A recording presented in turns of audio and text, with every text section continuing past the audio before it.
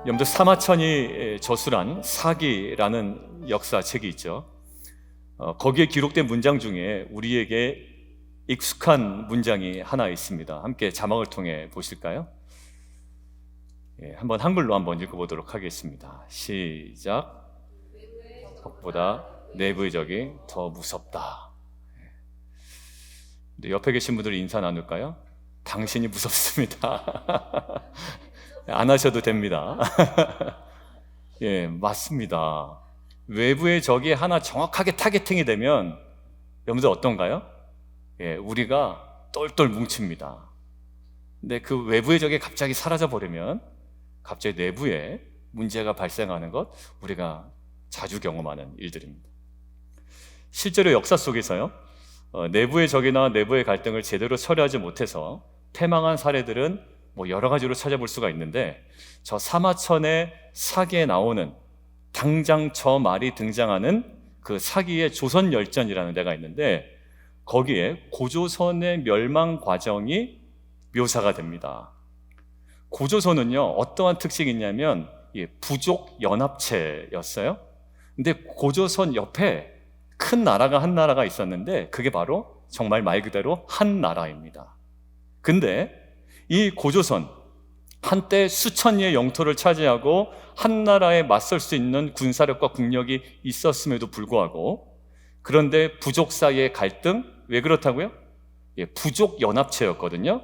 근데 부족 연합체인데 부족 간의 갈등이 벌어진 거예요.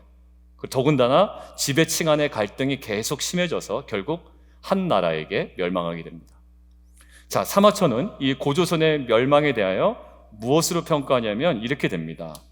가시적으로는 한 나라에게 멸망한 것이 맞아요. 그죠?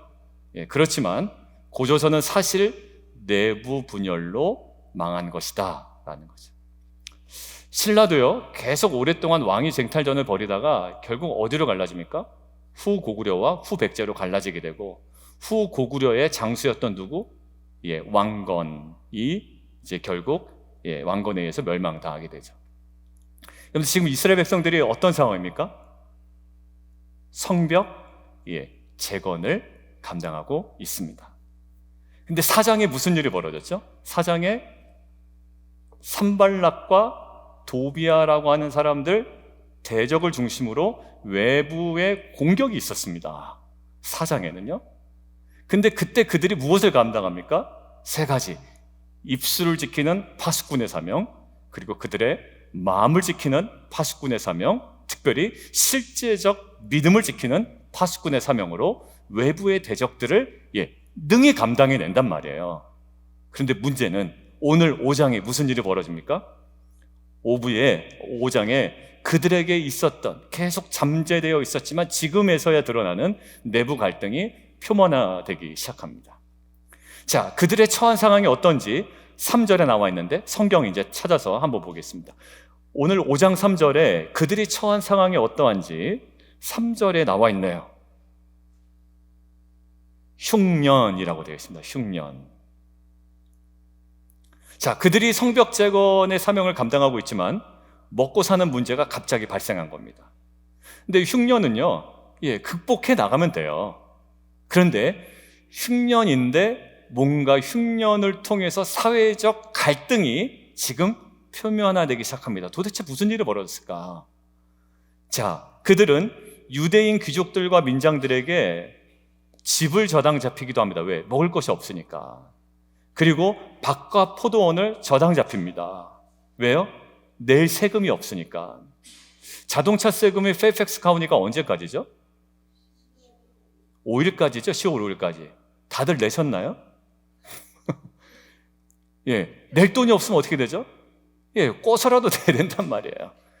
지나가면 또 페널티도 내고 이래야 되니까 10월 5일까지 자동차 세금 내야 됩니다. 지금 이 사람들이 낼 세금이 없는 거예요.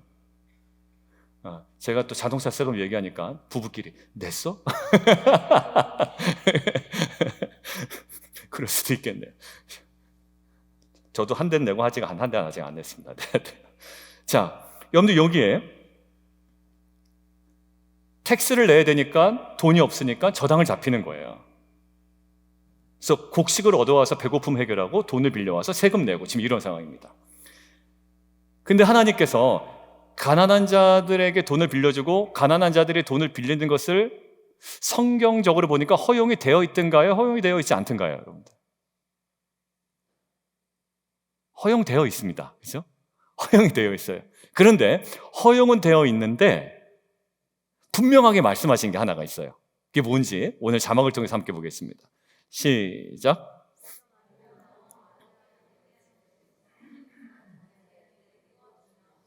너는 그에게 채권자 같이 하지 말며 이자를 받지 말 것이며 내가 만일 이웃의 옷을 전당 잡거든 해가 지기 전에. 자, 가난한 자에게 돈을 빌려줘도 됩니다. 그런데 돈을 빌려주는 자는 뭐 받지 말라고요? 예, 이자 받지 말래요. 자, 여기 앞에 계셔서 자꾸 얘기하게 되는데 우리 집사님에게 제가 저당을 잡은 거예요. 어떤 옷을? 예, 옷을 저당 잡은 겁니다. 뭐 저당 잡힐 게 없는 거예요.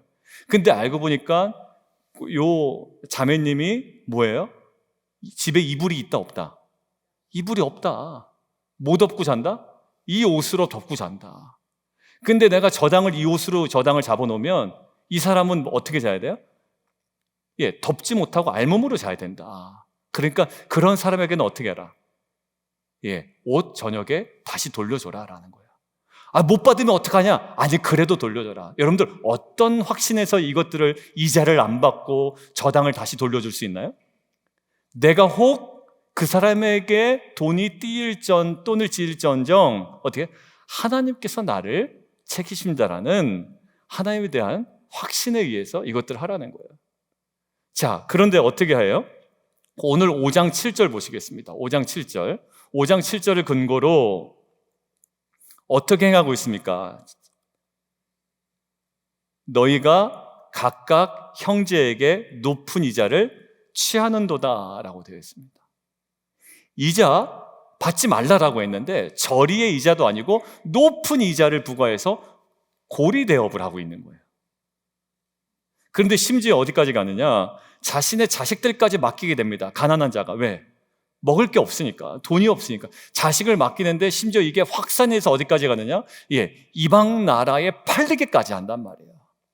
이것이 성경의 텍스트로 나와 있으니 아무렇지도 않은 것처럼 우리가 받아들이지만 여러분, 나의 자녀가 내가 먹을 것이 없어 나의 자녀를 담보로 맡겨야 되는 상황이 얼마나 비참합니까? 근데 그 자녀가 어디로? 이방 나라까지 팔려가게 되는 거예요. 자, 이런 상황 속에 백성의 심정은 어떠한지 1절에 나와 있거든요. 한번 찾아보겠습니다. 1절. 그때 백성들이 그들의 아내와 함께 크게 부르짖어 그들의 형제인 유다 사람들을 뭐합니까? 예, 원망합니다. 아주 원망하고 있어요. 성벽 재건 공동체에 심각한 내부 갈등이 지금 발생해 버린 겁니다. 흉년 자체가 문제가 아니라 흉년 때문에 이 잠재되어 있던 이 갈등, 이 사람들이 같은 형제임에도 불구하고 이자를 받지 않고 꾸어주면 문제가 되지 않을 것인데 고리의 이자를 받고 꾸어주고 이것 때문에 더 심각해진 이 격차 상황 때문에 이 갈등이 만연해진 겁니다. 이 갈등이 제대로 봉합되지 않으면 무슨 일이 벌어질까요? 예, 성벽 재건은 완전히 무상될 수밖에 없는 상황입니다. 자, 우리도요, 사실 가정이든지 아니면 공동체이든지 직장이든지 사업이든지 외부의 공격은 문제가 없는데 이 내부의 갈등 문제로 심각한 위기를 경험했거나 아니면 그런 위기를 경험하고 있는 분들도 계십니다. 그래서 과연 오늘은 이 느헤미야는 지금 이러한 내부 갈등의 문제를 어떻게 수습해 나가고 있는지 오늘 본문을 통해서 함께 묵상해 볼 거예요. 그래서 성벽 재건을 위한 이 연합의 핵심이 무엇인지를 오늘 본문을 통해서 우리가 함께 볼 겁니다. 과연 어떻게 이 연합을 이뤄냈는가라는 거예요. 자, 그래서 우리가 그 핵심 앞에 우리 함께 결단하며 우리가 나아가는 시간 되기를 원합니다. 자, 오늘 본론으로 한번 들어가 볼까요? 오늘 도입 부분에서 제가 사마천의 사기에 기록된 문장을 언급했습니다. 어떤 문장이라고요? 외부의 적보다 내부의 적이나 내부의 갈등이 더 무섭다라는 거예요. 그런데 이 격언이요, 아주 가끔은 저와 여러분들 중에서도 그런 사람이 있을까 모르겠지만 있을 수도 있습니다. 아주 가끔은 특정 세력이 자신들의 권력과 기득권을 유지하기 위해서 하나의 이데올로기로 사용한 경우가 많아요. 예를 들면 제가 뭔가 이렇게 하나 추진하고 싶은 일이 있습니다. 이렇게 딱 선포를 했는데 그건 좀 아닌 것 같고 시기가 안 맞는 것 같고 방법이 안 맞는 것 같고 이를 추진하는 사람들이 적정하지 않은 것 같고 이런 얘기가 자꾸 들리는 거예요. 함께 합시다, 뭔가 새로운 일을 합시다라는 이 추진 때문에 뭔가 내부에 분열이 일어나는 겁니다. 그때 리더가 이 말을 확 잡고 사용해버리는 거예요. 어떤 느낌으로 사용하냐? 여러분들 최근에 공동체에 내부에 적이 있습니다. 자꾸 뭔가 이렇게 한번 선포하고 얘기하려는데 누군가 자꾸 이렇게 거기에 대해서 태클을 걸고 거기 이견을 제시하는 자들이 있습니다. 외부의 적보다 뭐가 더 무섭습니까? 내부의 적이, 내부의 갈등이 더 무섭습니다. 여러분들 결국 뭔가요?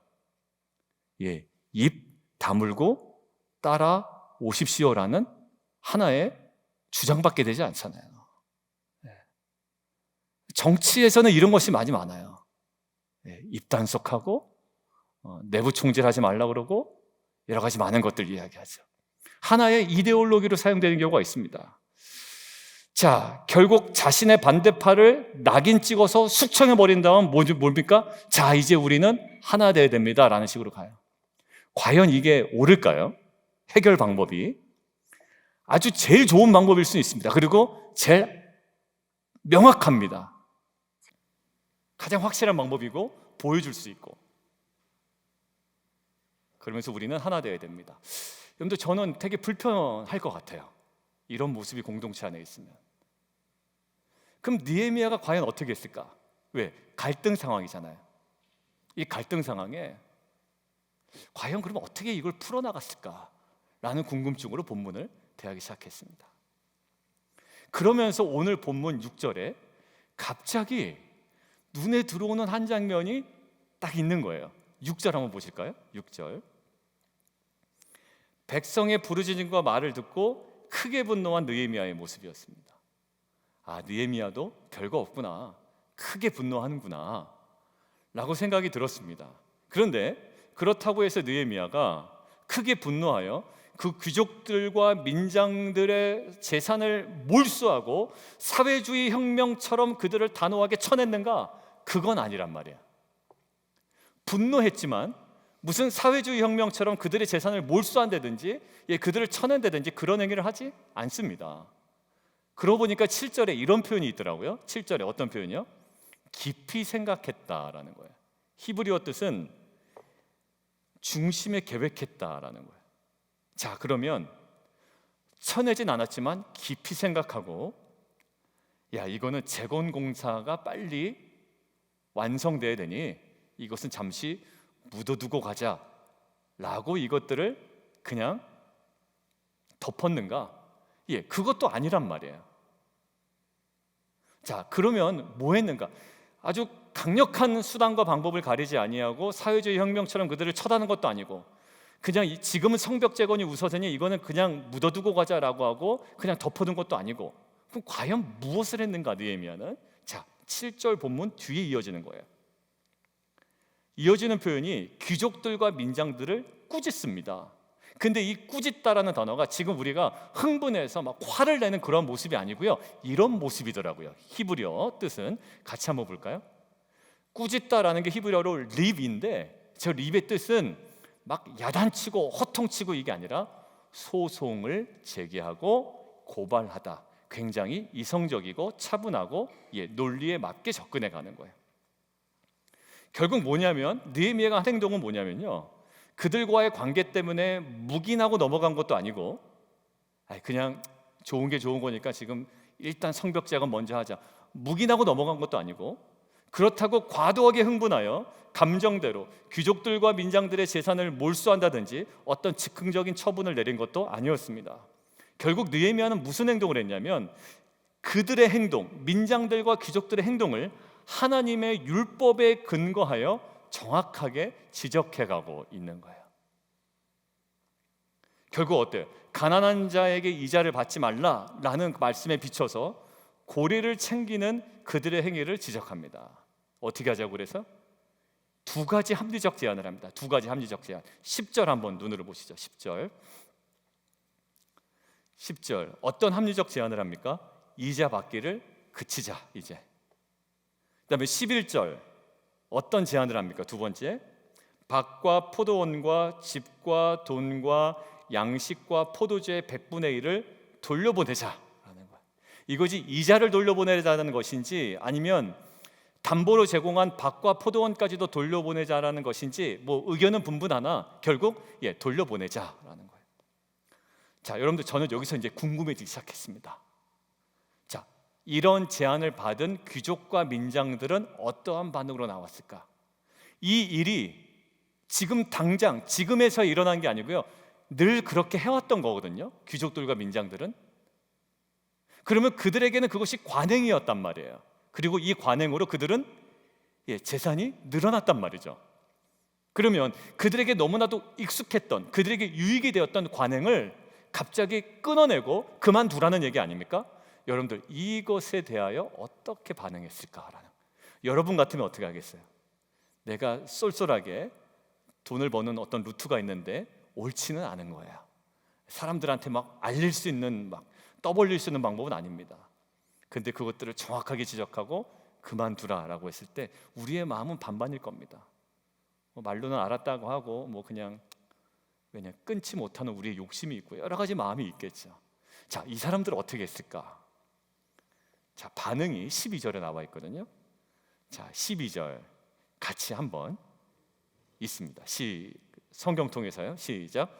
그들이 말하기를 우리가 당신의 말씀대로 행하여 돌려보내고 그들에게서 아무것도 요구하지 아니하리라. 거기까지요. 두 가지 핵심이죠. 당신의 말씀대로 돌려보내고 당신의 말씀대로 요구하지 않겠습니다라는 거예요.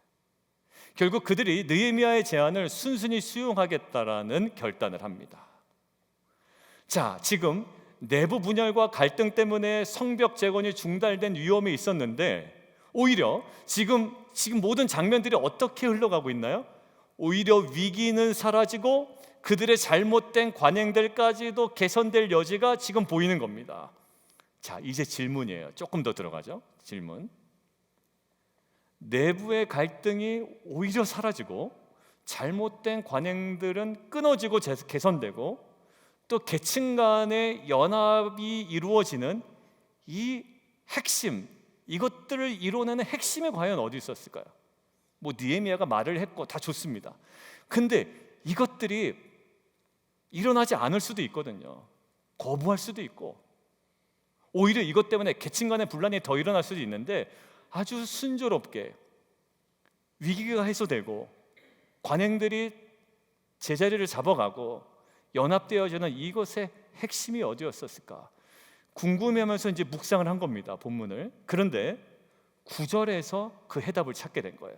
자, 9절을 볼까요? 9절 우리 파워포인트 함께 보시면서 앞에 화면 보시고 함께 읽겠습니다. 시작.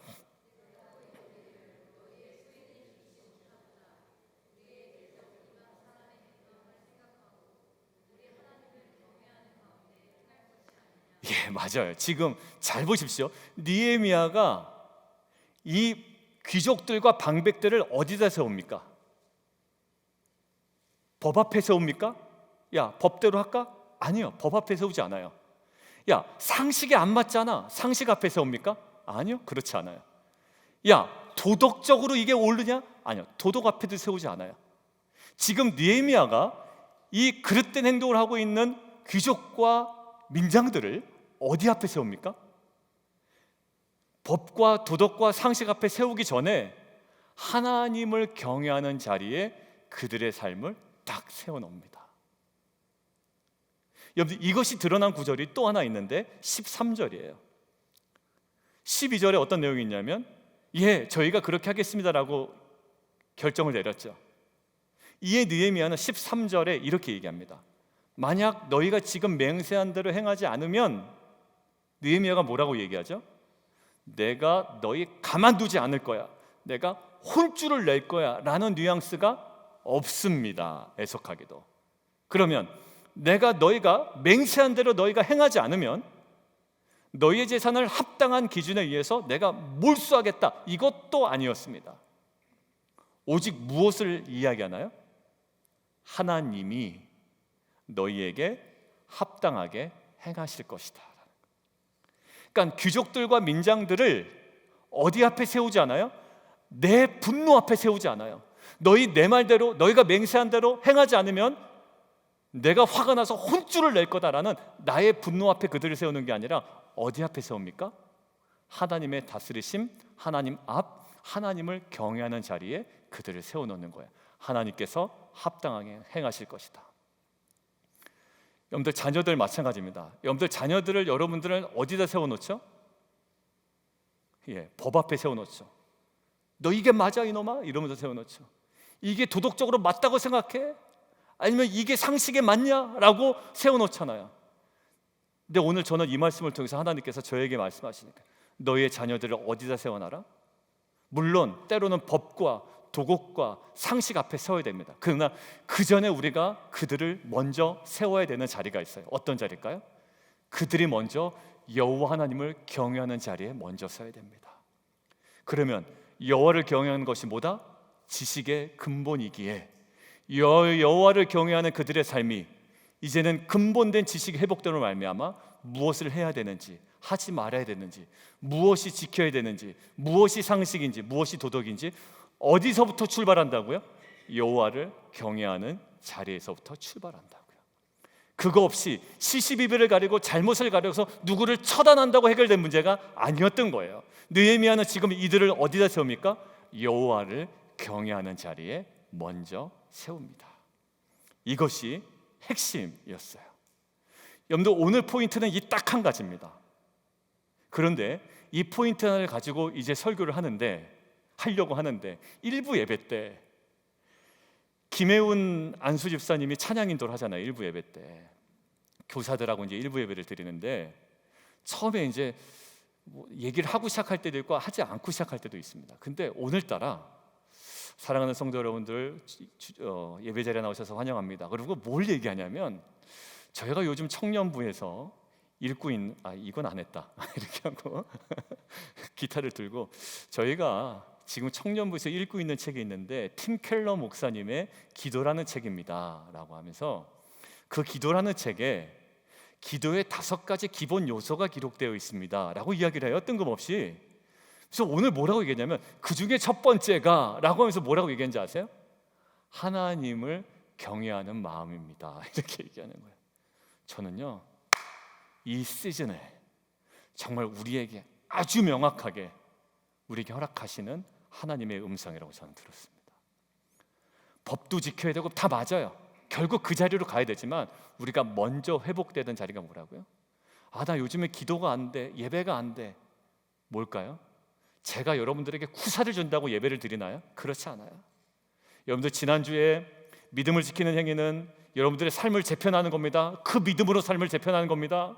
여러분들 기도의 시간을 재편하십시오. 칼을 드십시오. 방패를 드십시오. 정말 재편하셨습니까? 기도의 시간을 재편하셨습니까? 라고 잔소리로 되는 게 아니라 여러분 안에 어떤 마음이 먼저 하나님을 경외하는 마음이 회복이 돼야 그 경외함에 나오는 그 지식과 지혜로 우리가 온전한 기도와 온전한 예배가 회복이 되는 거예요. 오늘 느헤미야가 그들 가운데 걸어놓은 것은 다른 게 아니었습니다. 이 나쁜 놈아 법대로 하자가 아니라 하나예요. 하나님을 경외하는 가운데 행할 것이 아니냐. 그거로 모든 것들이 해결되기 시작합니다. 사랑하는 성도 여러분, 우리 안에 많은 이야기들 할 수 있지만 오늘 당한 가지 뭐라고요? 먼저 내가 하나님 경외하듯 하고 있는가라는 거예요. 근데 여러분들 저는 이것을 묵상하면서 깜짝 놀랐습니다. 여러분들 제가 설교할 때 제가 막 발견했습니다. 뭐 깜짝 놀랐습니다. 그러면 제가 약간 무슨 약장수 같은데요. 정말 깜짝 놀랐습니다. 어디서 깜짝 놀랐냐면 이 느헤미야가 누구 편을 들 수 없는 거예요. 약자 편을 무한정 들 수도 없습니다. 그렇다고 이 부한 사람들 편을 무한정 들 수도 없는 거예요. 뭐 하나 누구 편을 든다고 해결될 수 있는 상황이 아니거든요. 자, 그런데 결국 느헤미야가 누구 편을 들어서 해결한 게 아니라 그 핵심적 당사자들을 어디서 세워놨다고요? 하나님을 경외하는 자리에 정확하게 세워놓으니까 이것이 해결됐잖아요. 자, 그런데 이것은 느헤미야가 귀족들과 민장들에게만 요구한 게 아니었다라는 거예요. 자기도 12년 동안 총독의 사역을 감당할 때 자기가 늘 서 있었던 자리가 어느 자리였는지 아세요? 하나님을 경외하는 자리였어요. 근데 그게 제 느낌이 아니라 명확하게 느헤미야의 진술로 정확하게 기록이 되어 있습니다. 여러분들 흔적들 한번 찾아가 나가볼게요. 14절부터 18절 눈으로 한번 살짝 보세요. 14절부터 18절 14절만 보시면 이겁니다. 내가 12년 동안 총독 생활을 하는데 12년 동안 총독 생활을 하는데 나는 총독의 녹을 먹지 않았다. 먼저 있었던 총독들은 어떻게 했냐면 백성들 것을 빼앗았고 백성들 것을 압제했으나 나는 하지 않았다. 이게 핵심이에요. 14절부터 18절까지. 그 총독들은 그렇게 했지만 나는 안 했다. 이거예요. 그런데 15장 15절 자막을 통해서 함께 보겠습니다. 어떻게 안 했냐면 하고 이렇게 되어 있습니다. 같이 한번 읽을까요? 시작.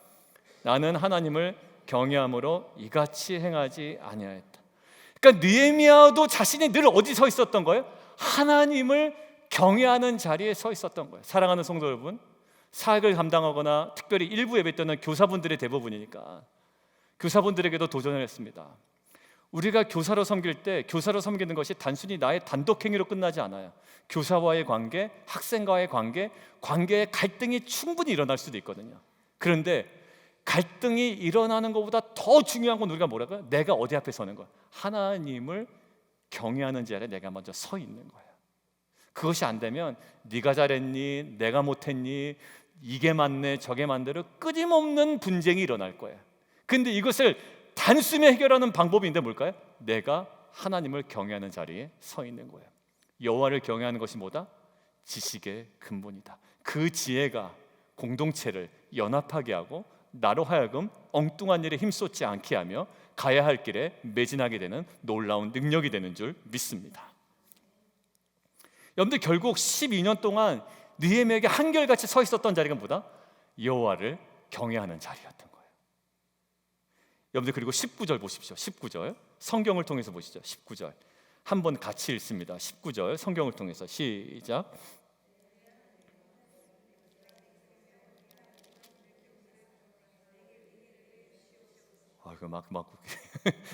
예, 그 돌림 노래처럼 울림이 있는데 다시 한 번만 읽을까요? 시작. 내 하나님이여, 내가 이 백성을 위하여 행한 모든 일을 기억하사 내게 은혜를 베푸시옵소서. 느헤미야는 오직 은혜를 어디서 구하고 있죠? 지금 그의 관심은 오직 하나님을 경외하는 것에만 집중합니다. 사실 총독의 녹을 받아도 돼요. 왜? 총독이니까. 근데 이전의 총독들은 심지어 뭐까지 했다고요? 백성들의 것을 빼앗고 압제까지 했습니다. 그것까지는 안 하더라도 총독의 녹을 받아도 됩니다. 그런데 지금 19절에 무엇을 요구합니까? 오직 하나님의 은혜만 구해요. 어떤 자가 하나님을 경외함으로 서 있었던 자가 무엇을 구해요? 세상의 사익을 쫓는 게 아니라 하나님께서 주시는 가장 궁극적인 복을 구하는 모습이 19절의 결론으로 기록이 되어 있다는 거예요. 여러분들 우리의 자녀들 마찬가지입니다. 야, 너 이거 해서 되냐? 이거 이 정도는 해야 되지 않냐? 뭐 부모가 잔소리 많이 하잖아요. 근데 무엇보다 어디 앞에 서 있는 거예요? 내가 먼저 여호와를 경외함 앞에 서 있고, 그리고 우리의 자녀를 어디 앞에 먼저 세우는 거예요? 여호와 하나님을 경외하는 자리에 세우는 거예요. 그게 뭘까요? 그것이 기도의 자리가 될 수 있고 그것이 예배의 자리가 될 수 있습니다. 예배 때 막 다리 떨고 막 딴 생각하고 딴 일하고 이렇게 여호와를 경외하는 자가 정말로 세상에서 빛과 소금으로 살아갈 수가 있을까요? 안 돼요.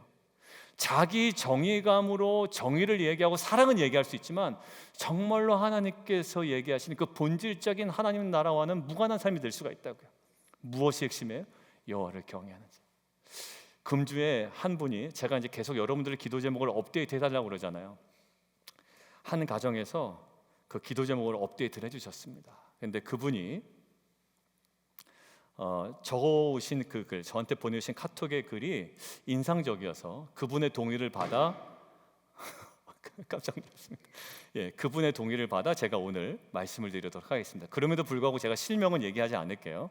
제가 동의는 받았지만 실명은 얘기하지 않고 말씀드리겠습니다. 주님이 나의 자녀를 계속 연단하고 계시고 변화시키고 있습니다. 주님이 하갈에게 주신 말씀을 제가 받았습니다. 하갈에게 주신 말씀 기억나시고 우리 창세기 묵상하고 있잖아요. 일어나 그 아이를 일으켜 내 손으로 붙들라, 그 말씀을 받은 거예요, 이 성도님이. 그래서 제가 하나하나 개입하여 우리 자녀를 움직이고 있습니다. 예전 같으면 저의 간섭으로 성질을 내고 무시할 수도 있는데 정말 주님이 함께 하시기에 고분고분 잘 따라옵니다. 너무 신기함을 경험하고 있습니다. 주님께 정말 감사 올려드립니다. 그리고 이삭이 우물을 파고 또 파서 르호봇을 만나듯 주님의 인도하심으로 우리 자녀가 지치지 않고 꾸준하게 열심히 우물을 파 르호봇을 만나기를 기도합니다. 그런데 27일 날 갑자기 꿈꾸지 않았던 그 지금 자녀의 상황과 수준과 형편으로는 전혀 가능성이 없었던 어떤 기회가 주어진 거예요. 그래서 거기에 대해서 이렇게 써놨습니다. 이 통보를 받고 가족들이 의아해하고 뭔가 잘못된 것이 아닌가 하고 있습니다. 근데 그때 우리가 뭘 얘기했죠? 하나님의 함께 하심은 무엇으로 드러나더라? 야곱에게 내가 함께 하겠다라고 말씀하시고 그 다음 장에 무엇으로 함께 하심이 드러납니까? 새로운 만남, 의미 있는 만남. 그래서 이 가정이 이 새로운 기회를 통해서 만나게 된 새로운 만남을 무엇으로? 하나님의 함께 하심으로 이 자녀와 함께 인정하고 기도하고 이것들을 가로가고 있는 거예요. 어디서부터 출발되었을까요? 만약에 그 어머니가 그 누구에게, 그 하갈에게 주신 말씀이 아닌 그냥 내가 잔소리 한번 해서 이 자녀를 바꿔놓고 말겠다라고 했으면 아마 또 왜 간섭하느냐, 아까 이야기한 대로 성질내고 무시하고 또 분쟁이 일어났을 거예요. 여러분들 이 사춘기 때 부모와의 자녀와의 관계는요 살얼음판일 때가 많아요. 감정의 기복이 막 오르락내리락 하기도 하고 고분고분 잘 듣다가도 막 팽 하고 나가기도 하고 문을 쾅 닫기도 하고 그럽니다. 근데 고분고분하더란 말이에요. 어디에 있을까요? 이 어머니 자신이 이 말씀 앞에 하나님을 경외함으로 순종으로 섰던 거예요. 이 아이도 알았던 것이고 결국 어떻게 될까요? 이 자녀를 어디다 세워놓습니까? 감당할 수 없고 지금 도무지 자기의 수준으로는 갈 수 없는, 그리고 받을 수 없는 혜택을 받게 된 거잖아요. 무엇으로? 이제는 하나님을 경외함 앞에 하나님을 경외함으로 그 자리에 이 자녀를 세워놓습니다. 물론 이렇게 한 번 선다고 해서 그냥 이제 무사태평해 그러진 않을 거예요. 끊임없는 이제 신앙의 싸움을 해 나가야 되겠지만 가장 중요한 면을 보여줬다고 생각됩니다. 오늘 느헤미야는요 너희들 하나님을 경외함으로, 오늘 이야기한 것처럼 하나님을 경외하는 가운데 행하라 라고 이야기하지만 않아요. 자기가 먼저 어떻게 합니까? 내가 어떻게 했다? 하나님을 경외함으로 12년 동안 이같이 행하지 않았다라는 나의 삶이 있었던 거예요.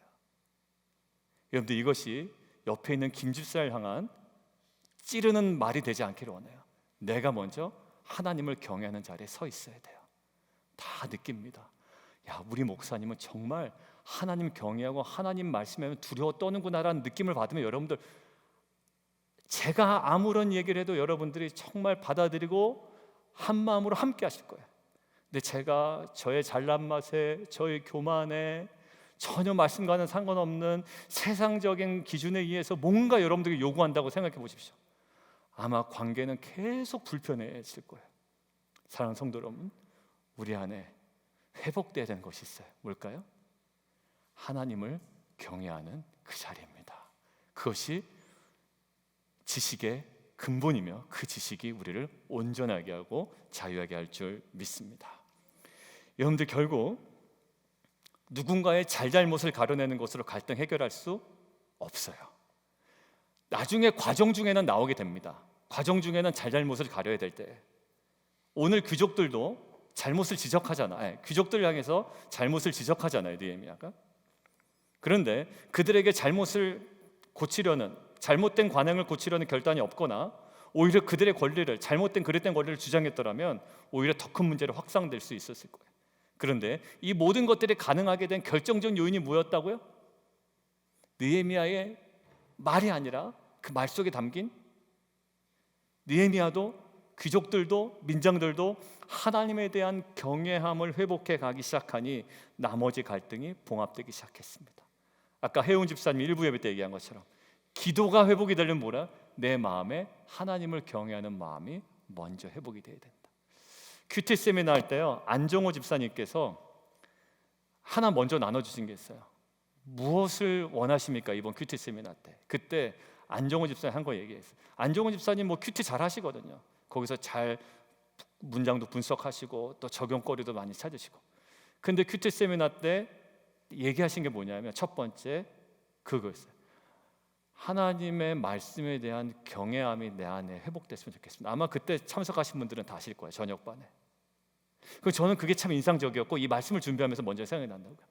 큐티 세미나, 여러분들 맞아요. 문장 분석해야 되고 낯설게도 읽어야 되고 뭐 여러 가지 구문 분석도 해야 되고 뭐 필요한 거 뭐 원어도 때로는 뭔가 있으면 좀 봐야 되고 이럴 때도 있습니다.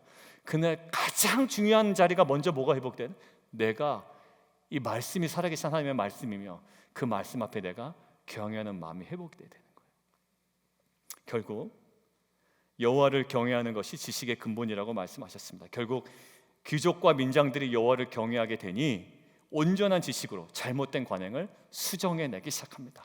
여러분들의 자녀도 그렇게 되기를 원해요.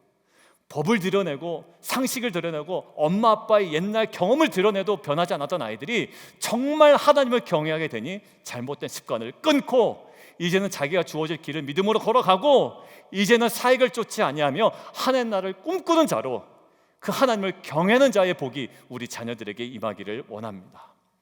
여러분들, 창세기 에덴 동산의 장면 떠올려 보십시오. 사단의 유혹 앞에서, 사단의 유혹이 뭐죠? 내가 누릴 수 있는 특별한 권리를 막 주장합니다. 야, 하나님처럼 될 수 있다라는 내가 누릴 말도 안 되는 권리를 사단은 막 요구하죠. 유혹합니다. 그때 아담은 그것이 정말 자기 거인 줄 알고 하나님 말씀에 대한 경외함을 잃어버리고 그것들을 따먹죠. 실패하게 됩니다.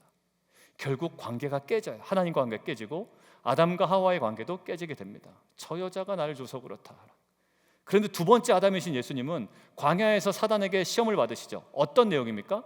메시아로서 가질 수 있는 권리를 막 쏟아붓습니다. 돌을 떡으로 만들어 봐라, 떨어져 봐라, 네가 하나님께서 구해주실 거다. 그리고 나에게 절하면 모든 권세를 너에게 주겠다. 메시아로서 누릴 수 있는 권리를 완전 다 쏟아 부어 놓습니다. 그런데 그 유혹 앞에서 이 예수님은, 두 번째 아담이신 예수님은 어떻게 하죠? 말씀에 대한 경외감을 가지고 그 유혹을 물리치십니다. 신명기 말씀 하나하나 정확하게 말씀하시면서 이것들을 감당해냅니다. 요셉 기억나시죠? 요셉이 보디발의 아내와 단둘이 있습니다. 야, 이거 어려운 상황이에요. 근데 보디발의 아내가 한 번만 유혹한 게 아니라 계속 두들겼습니다. 막 옷자락 붙들어 늘어지고 계속했습니다. 결정적인 순간이에요. 그 보디발의 아내의 멘트 중에 인상적인 멘트가 하나 있습니다. 뭐라고 얘기합니까? 아무도 안 본다라는 거예요. 아무도 안 본다. 우리 둘만 있다.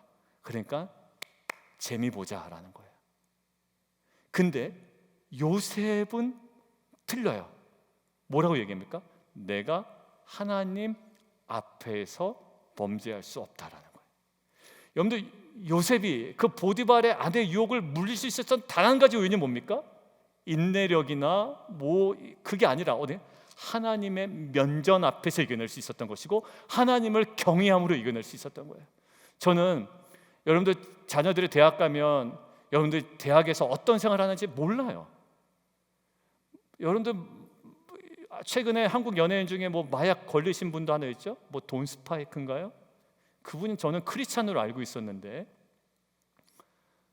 뭐 크리스찬이라고 마약 안 하는 건 아니지만 아무튼 뭘 하는지 모른단 말이야. 지금 자녀들 기도 제목도 보면 우리 자녀가 무슨 책을 보는지도 모르겠습니다, 목사님. 만약에 그것이 중독이라면 이것이 끊어지게 해주십시오라고 기도 제목 올라온 것도 있거든요. 그 자녀에게 해라 말아도 될까요? 안 돼요. 저도 안 그랬고 우리 자녀들도 그렇지 않습니다. 어디에? 여호와를 경외하는 그 경외함으로 그 아주 생생하게 나를 붙잡을 수 있는 유혹을 요셉은 끊어내잖아요. 다윗도 그랬습니다. 다윗도 하나님 앞에서 하나님을 경외하는 자였거든요. 그러니 사울을 죽일 수 있는 그 굴 속에 딱 서 있을 때 어떻게 하죠? 하나님을 경외함으로 사울을 죽이지 않습니다. 여러분들, 그리고 막 바지가 벗겨지면서 막 춤을 춥니다. 근데 미갈이 뭐라 그러죠? 사람 앞에서 창피해 죽겠네 이야기합니다. 누구 앞에서? 사람 앞에서 창피해 죽겠네, 이런 논리로 이야기하죠. 근데 다윗은요 이렇게 얘기해요. 이거 보고 우리가 좀 마무리하도록 하겠습니다. 시작.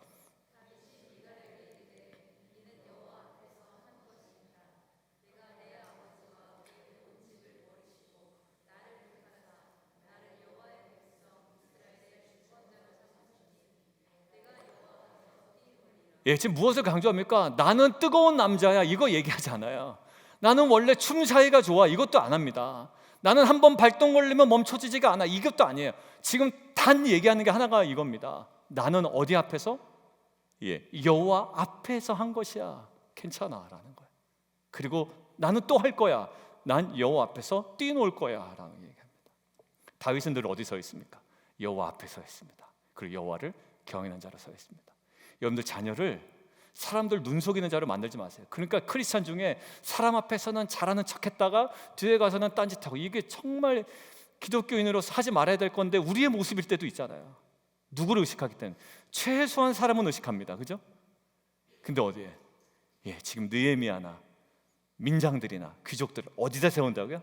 하나님을 경외하는 가장 근본적인 자리에 세웁니다. 제가 우리 막내 둘째 딸하고 이야기하는데 깜짝 놀랄 만한 이야기를 하나 들었어요. 어느 교회는 사역자들에게 전화기에 어플리케이션을 깔게 한대요. 그 어플리케이션이 뭐냐면, 그걸 깔면 내 동선은 다 알아요. 근데 저는 사실 제 동선 아는 거는 중요하지 않거든요. 저희 가족들도 제 동선 다 체크할 수 있어요. 바로 실시간으로. 아빠가 지금 교회에 있구나, 길가에서 운전하고 있구나, 뭐 이렇게 다, 마트에 가 있구나, 서로 위치 추적 다 하게끔 해놨거든요. 그러니까 그거는 괜찮은데, 이 어플리케이션을 깔면 뭐가 나오냐면, 여러분들이 지금 보는 거 있잖아요. 보는 것도 뭘 보는지 그 로그가 다 뜨는 거래요. 여러분들, 제가 여러분들 우리 성도님들은 투명하게 살아야 되니 어플리케이션 앞으로 다 까십시오 이러면 여러분들 아마 이 중에 10명에 9명은 다 교회 떠나실걸요. 저도 그렇게 요구하지 않을 거고요. 이거 정말 그렇게 하나? 근데 왜 그렇게 요구하는지는 알 거는 같아요. 마치 하나님 앞에 서 있는 것처럼 핸드폰도 하는 일상도 그렇게 살아라는 거죠. 근데 그거는 저는 좀 어려울 것 같긴 해요. 어려울 것 같긴 한데, 근데 사람이 자기 보는 거는 되게 불편하지만 우리는 항상 어디에 노출되어 있죠? 하나님 앞에 노출되어 있고, 우리는 항상 놓치지 말아야 되는 자리, 하나님을 경외하는 자리에는 우리가 항상 서 있어야 되는 건 맞잖아요. 결론입니다. 사랑하는 성도 여러분, 가정이든 직장이든 사업체든 교회 공동체든 아니면 내 내면의 심령이든 갈등과 내분이라는 위기 상황이 계속 찾아옵니다. 근데 그 갈등을 혁명과 같은 강력한 처부들로만 다룰 수 없는 거예요. 뭐든지 누가 잘못하게 나면 야 잘라, 야 교회 내보내, 야 안 온대, 야 받지 마, 뭐 이런 식으로만 할 수 있는 게 아니에요. 모든 사역에 야 안 오길 잘했어, 야 있는 게 더 불편해. 여러분들, 이런 식으로만 교회 공동체가 되는 건 아니거든요. 근데 그렇다고 해서 얼렁뚱땅 넘어갈 수도 있는 것도 또 아니라고요. 오히려 더 큰 문제로 확산될 수 있기 때문에 오늘 느헤미야는요 지혜롭게 행동합니다. 그 지혜의 핵심이 뭔가요? 하나님을 경외하는 자리에 자신을 세우고 귀족들을 세우고 민장들을 세웁니다. 결국 뭡니까? 여호와를 경외하는 것이 지식의 근본이에요. 그 경외함에서 나온 지식은 우리가 매여 있는 사적 이익으로부터 우리를 자유롭게 합니다. 그래서 그 여호와를 경외하는 정말 근본적인 지식은 우리로 하여금 어디로 가게 하냐면 신앙의 공적인 영역으로 우리를 가게 합니다. 항상 내 주변의 상황, 내 집이나 내 가정이나 내 비즈니스, 그것 때문에 기도했고 응답되면 기도 안 했던 내 모습이었는데, 이제는 뭐예요? 이제는 신앙의 사적인 영역에서의 만족으로 그치지 아니하고 공적인 영역, 즉 우리가 내년도에 지금 비전을 보고 있는 하나님 나라에 대해서 꿈꾸게 한단 말이에요. 뭐가? 그 온전한 지식이, 하나님을 경외하는 지식이. 결국 늘 하나님 앞에 하나님을 경외함으로 서 있었던 다윗처럼, 그리고 하나님을 경외함으로 보디발의 아내의 유혹을 이겨냈던 요셉처럼 하나님 앞에 제 이메일 코람데오, 하나님의 면전 앞에서 하나님을 경외함으로 우리의 잘못된 관행을 끊어내고 서로 연합하여 성벽 재건을 이뤄내는 빛과 소금 공동체가 되기를 주님의 이름으로 축원합니다.